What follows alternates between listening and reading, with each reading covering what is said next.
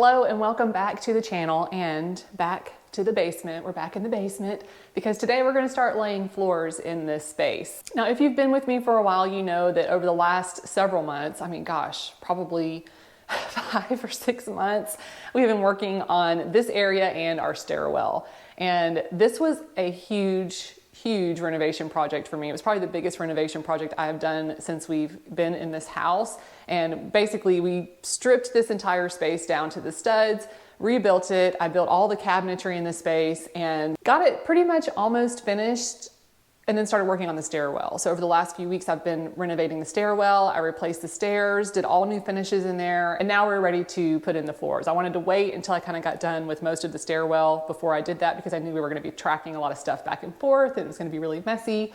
So anyway, we're ready now. That also means that I'm gonna be moving my sewing space in here very, very soon. Hopefully this weekend. We're gonna be moving a lot of my stuff down here for my sewing area because I have not sewn in forever. And sewing is a really big part of my life. I actually have a whole other YouTube channel dedicated to sewing. I have a whole business dedicated to sewing. So it's gonna be good to have this space that I can come down here and work in a really comfortable, nicer space than what we started with down here. Now we have decided to go with a vinyl plank flooring in here because it's extremely durable, it's waterproof, it's really easy to install, it's affordable, it's very easy to clean.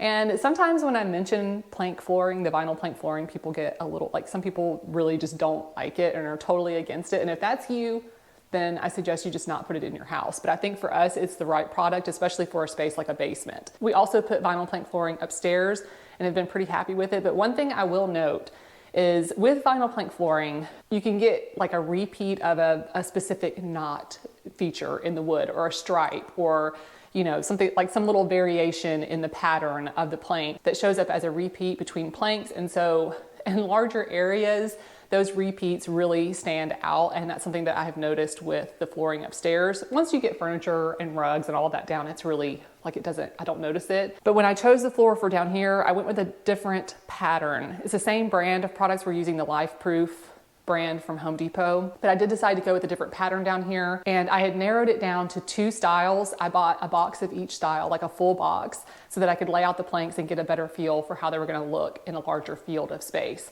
Because you can get little samples like this. This is not the floor we chose, but you can get little samples like this, but it's really hard to see how it's gonna look in a larger area with such a small sample. So I highly recommend doing that, just getting a box and laying out the planks. And when I did that, I also laid down some paper. So I took great care to keep the planks really clean because I knew that I was gonna be sending one of the boxes back to the store.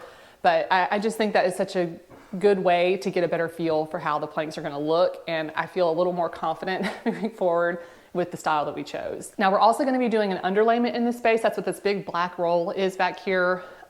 This underlayment is specifically for vinyl plank. It has a moisture barrier on top, like a vapor barrier plastic layer basically. And then on the bottom, it has a kind of wicking layer, like a natural fiber wicking layer that helps wick moisture away. And that's just gonna give us added protection against moisture if there ever is moisture in this space, which we have not had an issue with that at all since we've been here, but it does give us a little extra peace of mind. That underlayment is also going to help level out any small unlevel areas in the floor. When we first started renovating this space, we poured self-leveling concrete to kind of fill some of the low spots because the concrete in here was pretty rough. So it's better, but it's not perfect. So having that underlayment, I think is gonna help us out a little bit with that. So I got everything cleared out of the space this morning.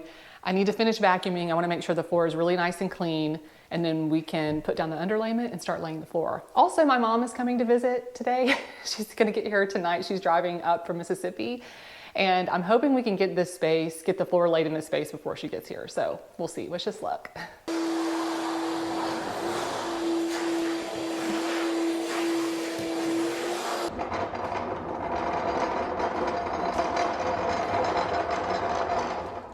We're also going to be taking the flooring all the way to this doorway here. So we're just going to get this hallway and then the room in here.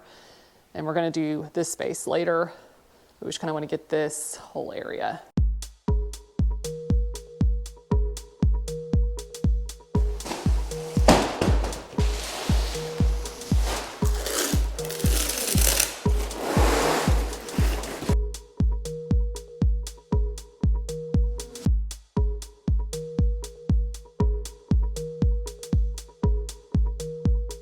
All right, so we actually need to lay the underlayment this direction because our planks are going to be running this direction, and it has to be perpendicular according to the package instructions, which I did finally read. So I'm just going to switch this around. It's not a huge deal. I can kind of tape back the pieces together in this long direction.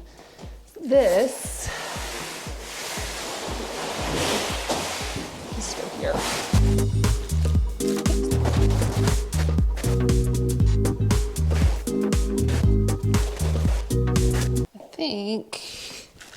So on these, one side has oh, I see. Okay, so you've got this flap on one side, and then there's like a sticky strip here, so you just pull this off and then those overlap. So I'm actually gonna get this all lined up.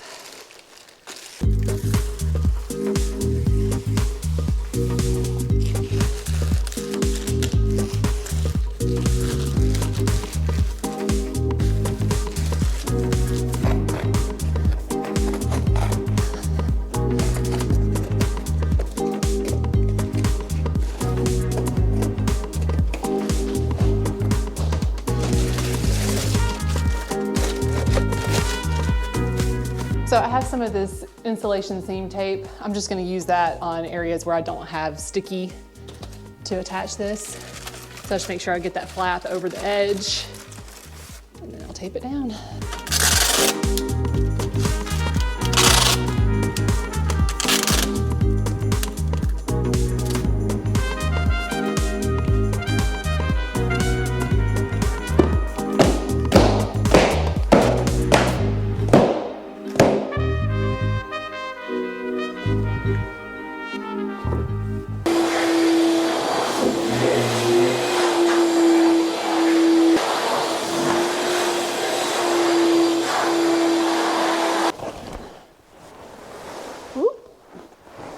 Guaranteed to blow your mind.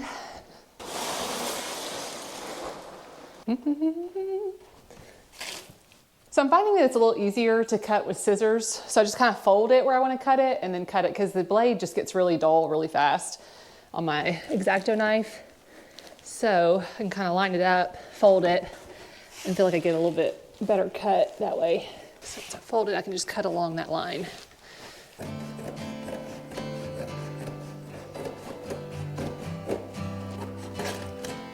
Okay.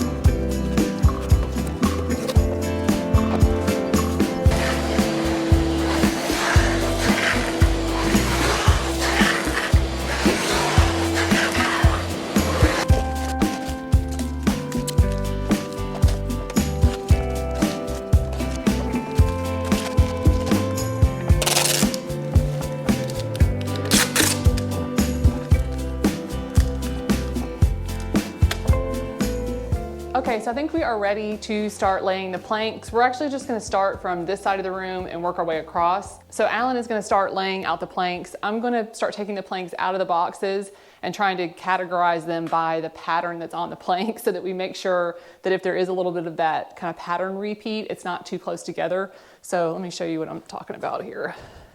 So for example, we've got these two identical knots, but they're on different boards and like in different positions on the different boards.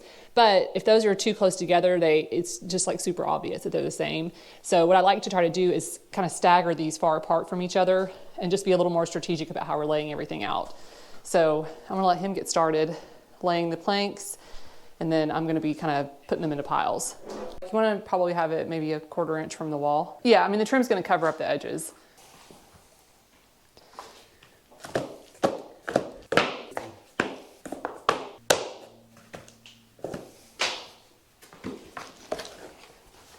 It's good?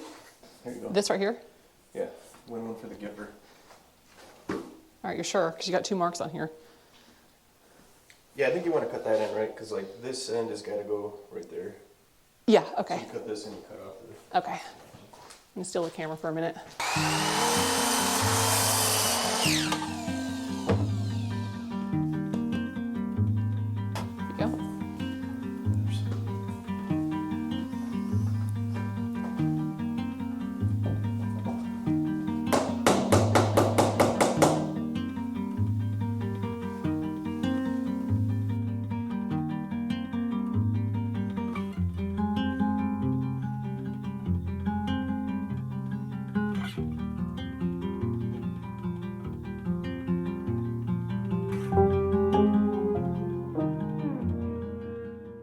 For some of the like lengthwise cuts, I'm just gonna be using the jigsaw. So I've marked where I need to cut. I'll just clamp this so it doesn't move all over the place.